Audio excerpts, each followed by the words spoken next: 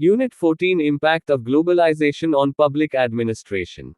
Structure 14.0 Learning Outcome 14.1 Introduction 14.2 Concept of Globalization 14.3 Impact of Globalization on Public Administration 14.3.1 Changing Role of the State 14.3.2 Responsiveness of State Institutions 14.3.3 Management Orientation in Public Administration 14.3.4 State Market Cooperation 14.3.5 Civil Society as a Supplementary Democratic Model 14.4 Impact of Globalization in Developing Countries 14.5 Concern for Global Justice and Accountability 14.6 Conclusion 14.7 Key Concepts 14.8 References and Further Reading 14.9 Activities 14.0 Learning Outcome.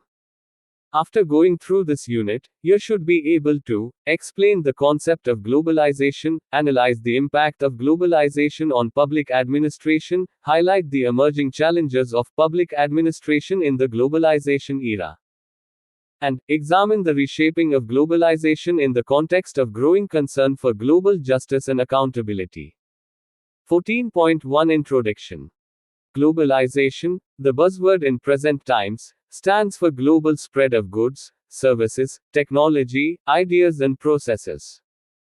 Its important accompanying features are momentous changes in the nature of the states, governments and societies coming under its influence. Market forces are asserting a key role over the traditional functioning of the state and especially its welfare orientation. As the states are de facto getting economically, financially and culturally integrated, the public administrative system as the central regulating mechanism of a country has been facing a novel situation, when it has to interact with a network of supranational organizations and shed its traditional insularity to steer the state as one of the many members of an intensely interactive group. In this unit, we will try to explain the concept of globalization and examine its impact on public administration generally and on the developing countries particularly. The structural adjustments taking place globally are posing new challenges for public administration in several ways. These will be highlighted in the unit. In the present context, changing notions about globalization and increasing concern about how to reshape it have become prominent. This unit will cover some of these issues with special reference to the question of global justice and accountability in an international situation that does not present a level playing field for most of the weaker states. 14.2 Concept of Globalization. Globalization is ushering in far-reaching changes in the political, economic, social, and cultural spheres across the world. Globalization refers to the multiplicity of linkages and interconnections between the states and societies, which make up the present world system. It describes the process by which events, decisions and activities in one part of the world come to have significant consequences for individuals and communities in quite distant parts of the world. Globalization can be understood in terms of two distinct phenomena: scope, or stretching, and intensity, or deepening. On the one hand, it defines a set of processes, which embrace most of the globe or which operate worldwide, hinting at a spatial connection. On the other hand, it also implies an intensification of the levels of interaction, interconnectedness or interdependence between the states and societies, which constitute the world community. Accordingly, alongside the stretching, goes a deepening of global processes. McGrew and Lewis, 1992. Globalization, some consider, has received the boost due to technological developments and market-driven economic development. Globalization is bringing about interdependence between nation-states. It is said to create a free atmosphere for administrative, political, socio-economic, cultural and technological changes. Globalization involves domains of activity and interaction that include the economic, political, technological, military, legal, cultural and environmental.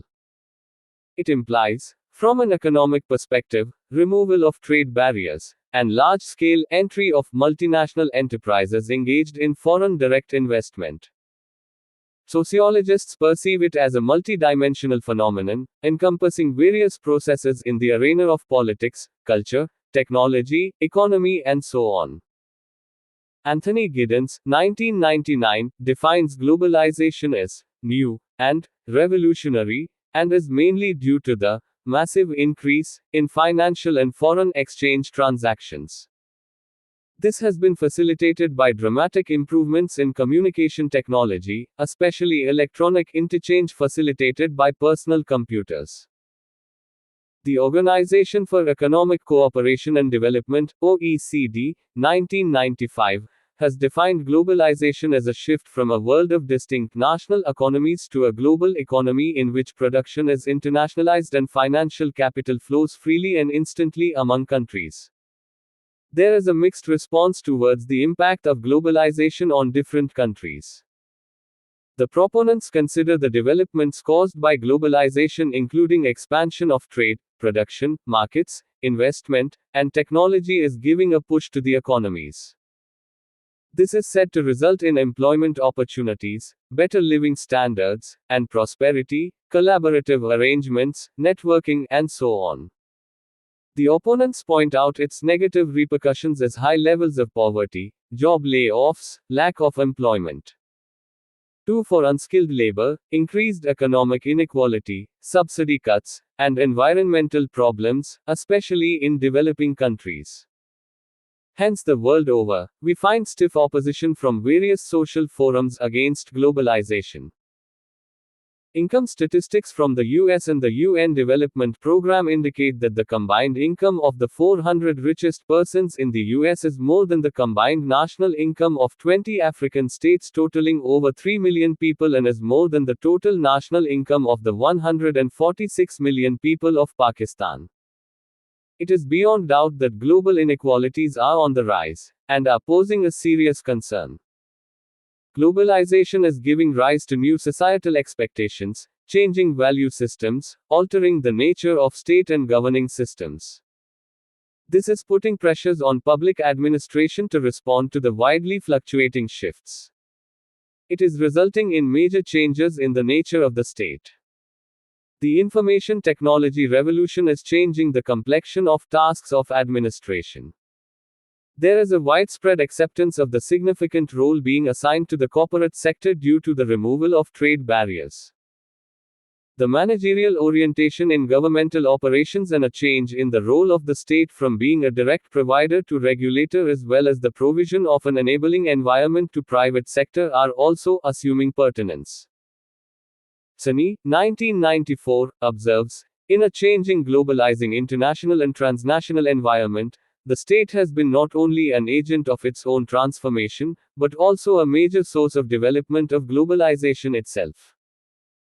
Neoliberalism, as we have discussed in Units 1, 3 and 5 of this course, favors privatization, economic incentives, reduction of expenditure on public goods etc., which have expedited the process of globalization. Globalization has affected public administration due to the impact of pressures generated on it by global institutions, information technology, and increasing concern for efficiency and productivity. The pressures exerted by global institutions are immense. These are defined as the pressures exerted by a formalized institution with a global jurisdiction that has authority and power over individual countries in a given policy area. Welchenwang, 1998. The aid conditionalities imposed have wider repercussions as they increase the developing countries' financial, military, and political dependencies on the West. As David Cotton, 1995, observes, the bank-approved consultants often rewrite a country's trade policy, fiscal policy, civil service requirements, labor laws, healthcare arrangements, environmental regulations, energy policy, resettlement requirements, procurement rules, and budgetary policies. In many developing countries, people, especially, have been devoid of any choice of determining their own priorities and policy preferences. Structural adjustment and stabilization policies, pursued by several developing countries, have been considered as a negation of local democracy. 14.3 Impact of globalization on public administration. The globalization wave is bringing about an unprecedented expansion of trade, finance, and investment accompanied by unparalleled technological innovations and high levels of consumer demands and expectations. The impact of globalization on the economy is mixed, with benefits accruing due to competition along with economic crisis, weakened state apparatus, propagation of market-oriented values, and disturbing concentration of wealth leading to increasing levels of poverty, inequality, social crises, with significant repercussions on the development process. 3. Globalization is resulting in a transition from centrally planned to market structures, and their integration with the global economy the world over. This has repercussions for the administrative framework and the functioning of state machinery. The emphasis is on acquiring new skills and capabilities, and changing the mindset of personnel to adjust to the new environment. The nature and processes of public administration have been severely affected by the changing perceptions of the role of the state, managerial orientation in governance, market-driven approach to development, and increasing advocacy of the complementary roles of government, market and civil society. Public administration, according to Jamil Jaraisit, 2004, is facing new challenges due to the impact of globalization. These are a growing need for negotiation skills among sovereign states, changed role of bureaucracy from managing to facilitating economic activities, and organizational, managerial culture which stresses performance and result-oriented management. There is a demand for managerial skills of adaptability, cooperation and creativity, focus on managerial leadership and expertise which has been necessitated by the demands of negotiations, mediation, and sensitivity to human rights and diversity, emergence of a government, where all countries have been executing major initiatives to tap the vast potential of the Internet for improving and perfecting the governing process, need for a comparative perspective wherein, in response to the new global reality, public administration must effectively utilize a comparative outlook that incorporates non-Western as well as more developed systems. The impact of globalization has thus been a mixed one. In the view of Ali Farazmand, 1999, due to globalization, on the one hand, public administration seems to be moving towards protection of citizens' rights, accountability, ethical values, research and training. On the other hand, globalization is leading to shrinking of public space, violation of human rights and commodification of citizens. Many others feel that it is also resulting in upsurge of democratic processes.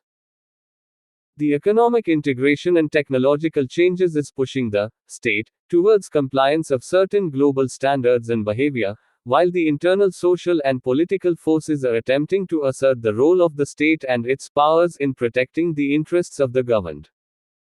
Hence, the state is undergoing a new transformative role, and as a corollary, its impact on public administration has also been multidimensional. We will be discussing these factors now. 14.3.1 Changing role of the state. The state has always been at the center stage of societal governance. Traditionally, many countries embarked on the concept of welfare state, a political system with high degree of responsibility for the welfare of the population. The onset of globalization has resulted in significant changes in this traditional role of the state. The market-based approach to public administration is leading to the emergence of a competition state, which encourages public choice initiatives, deregulation, and privatization, irrespective of the local, political and administrative cultures.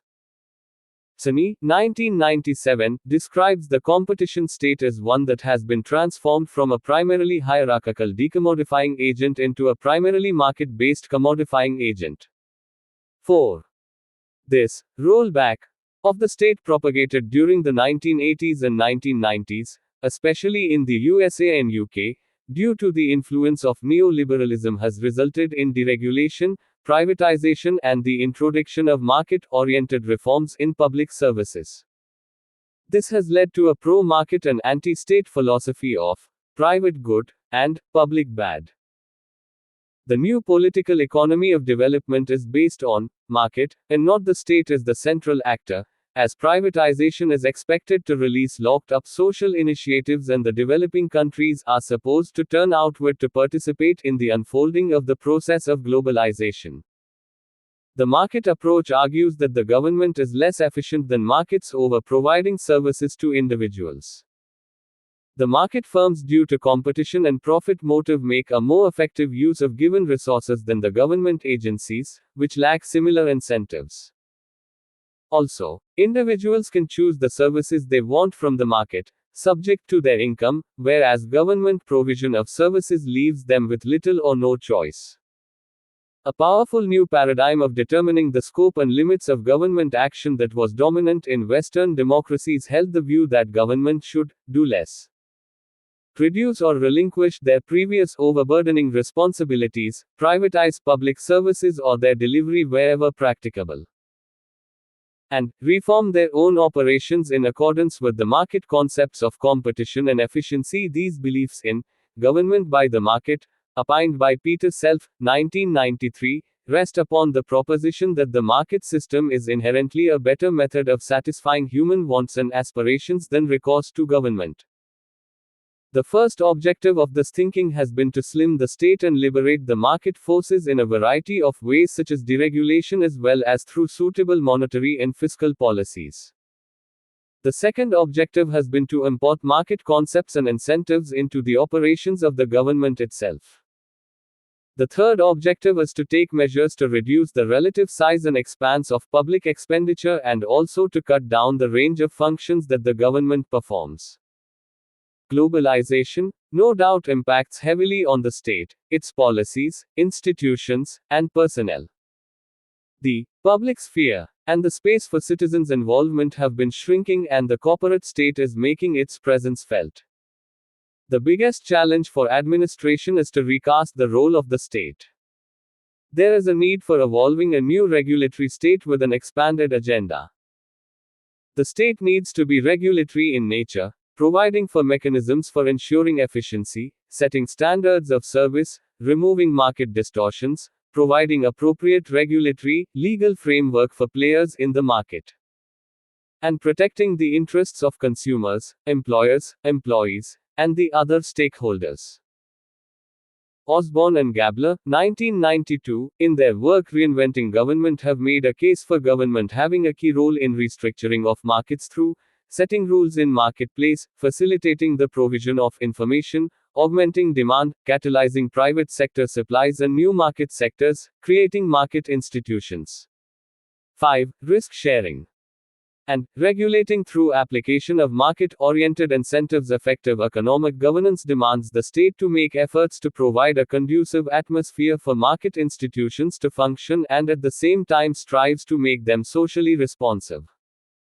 For instance, the success of the East Asian economies of Japan, Taiwan, Korea, Hong Kong, etc., which have been dependent on markets, was to a large extent due to the governed market (GM) paradigm. It has been pointed out that the essential kernel of the GM paradigm is state intervention with subsidies, with distortions of relative prices, and with control of credit markets, promoting economic choices and investment and production outcomes that would not have been possible through the ordinary working of the market. Necessary administrative support is required for promoting a competitive climate and maintaining a stable economy. Sobhan, 1998.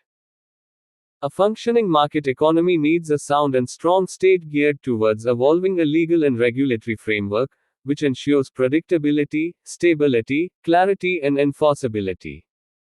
The market-driven processes need to be directed towards achieving economic as well as social development.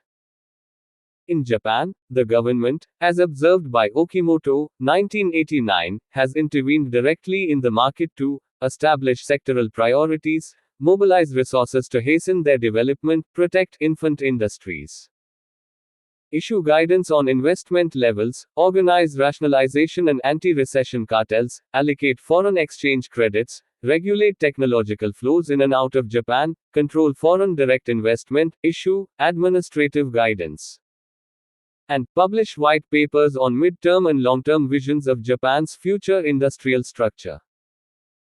14.3.2 Responsiveness of state institutions. The globalizing state that is said to threaten the lives of common people, through promotion of elitist policies, can be counteracted by reasserting the role of the state institutions in becoming responsive to the needs of people. The World Development Report 2000-2001, Attacking Poverty, asserts that public administration should implement policies efficiently, be responsive to the needs of the people, and redistribute resources for activities that benefit the needy. The World Development Report 2002, Building Institutions for Market, has observed that weak institutions, tangled laws, corrupt courts, deeply biased credit systems, and elaborate business registration requirement hurt poor people and hinder development. Countries which faced such problems have dealt with them by creating relevant institutions suited to micro needs that increase income and reduce poverty. 6. The public institutions can thwart the negative consequences of globalization through suitable interventions. For instance, in Korea, the government, through Employment Insurance, Public Works Program, Livelihood Protection Program, provides appropriate social protection by creating a base for a competitive and knowledge-based economy.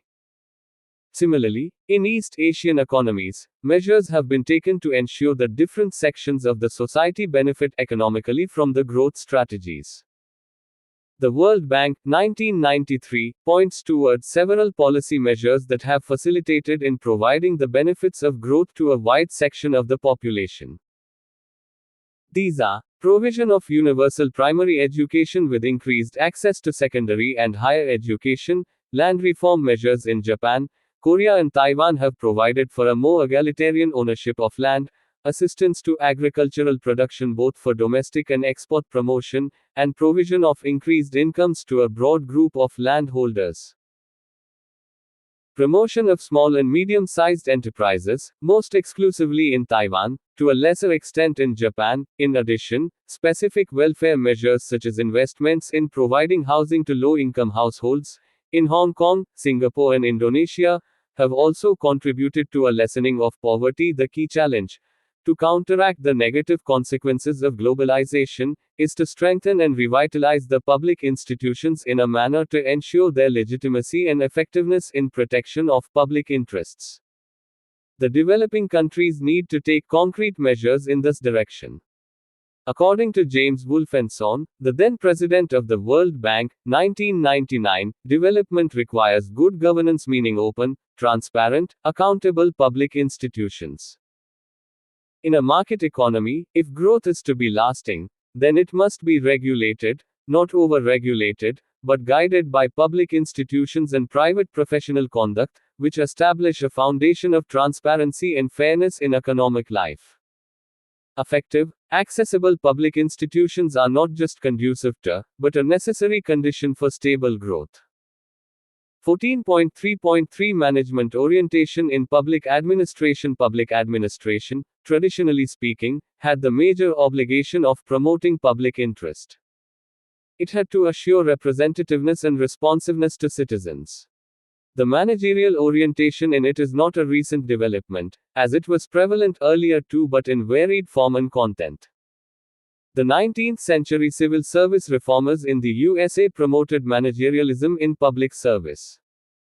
It took the form of emphasizing merit and fitness in public service appointments and selection and tenure of public servants based on efficiency and performance. This was precisely the reason for the advocacy of politics-administration dichotomy, as politics was considered to be the core factor of inefficiency. Later, the propagation of scientific management principles by F.W. Taylor, wherein organization was looked upon as a formal structure, with features of client orientation, and notions of impersonality etc., indicates that traditionally too, management orientation was considered necessary to promote efficiency, economy, and effectiveness. The new reform model in public administration, which emerged in the 1980s as New Public Management (NPM) approach, has once again condemned the traditional public administration as a failure. It starts with the premise that the traditional, bureaucratically organized public administration, in the words of Al Gore, is broke and broken, and consequently, the public has lost faith in the government. The orthodox public administration, which remained under attack for many years, has suddenly found a new reform replacement. As Edward Jennings observes, major initiatives to reform government processes are built around a shared set of notions. Government should now 7. Be performance oriented. The management of government has to be deregulated. Public agencies must be entrepreneurial, mission driven, and service oriented. Public managers are to be risk takers who welcome participation and reward performance. They themselves are to be judged on their performance. These reform initiatives are targeted at the multiple performance failure of the government and the need to build public confidence. They are thus premised on the belief that traditional bureaucracies have become stumbling blocks to responsiveness, effectiveness, and efficiency.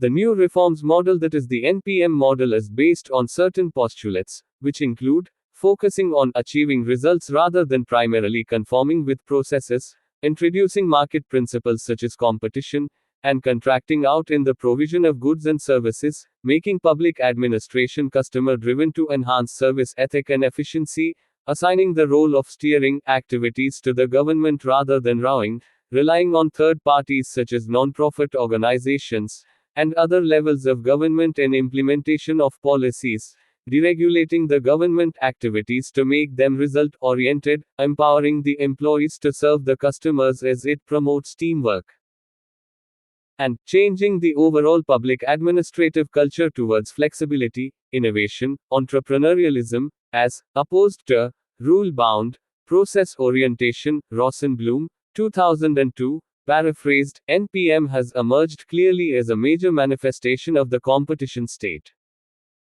This new paradigm, which has gained wider implementation on a variety of labels such as reinventing, reengineering, quality management, liberation management, focuses basically on the changes in the structure and processes of government. Research studies indicate a wider acceptance of NPM model across the world, about which we will discuss in our MA course 012. A discussion on some of the features of NPM also forms a part of our next units 15 and 16. 14.3.4 State Market Cooperation. A consensus is gradually building up to create cooperation between the state and the market. 3 kinds of interventions have been identified, which are functional, institutional, and strategic. Functional interventions seek to remedy market failures insofar as prices give the wrong signals. Institutional interventions seek to govern the market by setting the rules of the game for players in the market. Strategic interventions seek to guide the market, as these are interlinked across activities or sectors in an attempt to attain broader, long-term objectives of development.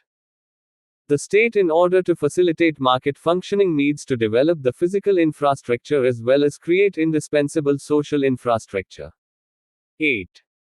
In 1994, some economists in India recommended evolving a paradigm of socially responsible market economy, SRME, which seeks to reorient the role of the state and planning through public sector and joint sector, strengthen economic and social service activities through building of human resources, skill development, employment generation, and develop infrastructure where private sector and foreign investment are not forthcoming. The SRME paradigm emphasizes on self-discipline, peer pressure, and adherence to codes of conduct by all economic players. These codes are intended to be followed by all concerned sections of the society, reflecting their socially responsible economic behavior in a free market economy. The state is expected to play a balancing role in overseeing the achievement of people's welfare in a market-driven economy. The paradigm assumes importance as the state is always accountable to the people, whereas the market is not.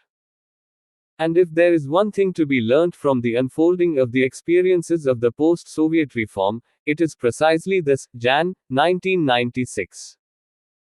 A state, which pays little attention to the economic suffering and marginalization of a significant proportion of its population, as has been rightly stated by Amit Bhaduri, 2001, not only discredits itself but also the market process through which such marginalization occurs. The importance given to the market forces in the present scenario might appear to give a reduced role to the state. But the state's role, as has been observed, has not diminished, since it has to reconcile the objectives of liberalization and the pursuit of national interests and developmental goals. In the national context, the state must endeavor to create the preconditions for a more equitable development, bargain with transnational corporations to improve the distribution of gains from cross-border economic transactions, practice prudence in the macro management of the economy so as to reduce vulnerability and intervene to minimize the social costs associated with globalization. In the changing scenario, there has also gradually emerged a view that philosophy of individualism, which is embedded in the market and the government guided by market forces, is not favorable to any society. Hence, states and markets need to have an institutional alternative in the form of non-state actors. 14.3.5 Civil society is a supplementary democratic model. Civil society, which refers to self-organization of citizens in contrast to the state or government, is rooted in Western rational decision-making and political culture. Civil society comprises the collective of those social organizations that enjoy autonomy from the state, and have as one important goal, among others, to influence the state on behalf of their members. Civil society organizations, in the words of Harry Blair, 1998, are networks of groups formed for pursuing special interests and include all local and externally financed private, charitable, social service, developmental and professional organizations. The development of the civil society organizations is considered as a growth of communitarianism. Whether attached to and promoted by the political left or right, communitarianism, it has been observed, would emphasize the growth of the third sector, meaning the non-profit organizations other than those in the public sector, as a solution to many problems of contemporary society. As the markets are being driven by profits, and the state organizations are being mired in inefficiency and unresponsiveness, the civil society organizations have gained prominence due to their participatory, flexible, less bureaucratic, cost-effective, accessible, and people-friendly characteristics. Larry Diamond, 1991, identifies at least 6 functions of civil society in shaping democracy. These are: civil society is a reservoir of political, economic, cultural and moral resources to check the process of the state. The diversity of civil society will ensure that the state is not held captive by a few groups. 9. The growth of associational life will supplement the work of political parties in stimulating political participation. Civil society will eventually stabilize the state because citizens will have a deeper stake in social order. Further, while civil society may multiply the demands of the state, it may also multiply the capacity of groups to improve their own welfare. Civil society is a locus for recruiting new political leadership, and civil society resists authoritarianism. Civil society, which provides a single civic identity that is distinct and belonging to various groups of citizens, acts as a mediating link between the state and the markets. Anthony Giddens, in his book The Third Way, The Renewal of Social Democracy, also makes a case for broadening of the democracy with government acting in partnership with agencies in civil society so as to combat civic decline. The established traditions of participative planning and community development can be complemented by experiments in direct democracy. The fostering of civil society, as has been observed, is an important task for the state, with support for the bottom-up politics of community renewal. This implies a greater role for service provision by non-profit organizations, more localized distribution channels, and a public sector that works to develop the capacities of local communities. We will discuss more about the role of the civil society in Unit 19 of this course. The state and market are considered as sources of remote decisions that might not have much of an impact on the lives of the community. The emergence of communitarian movement, which is a new development, but is gaining momentum, provides a broader perspective on society as comprising new forms of community, local, voluntary, professional etc.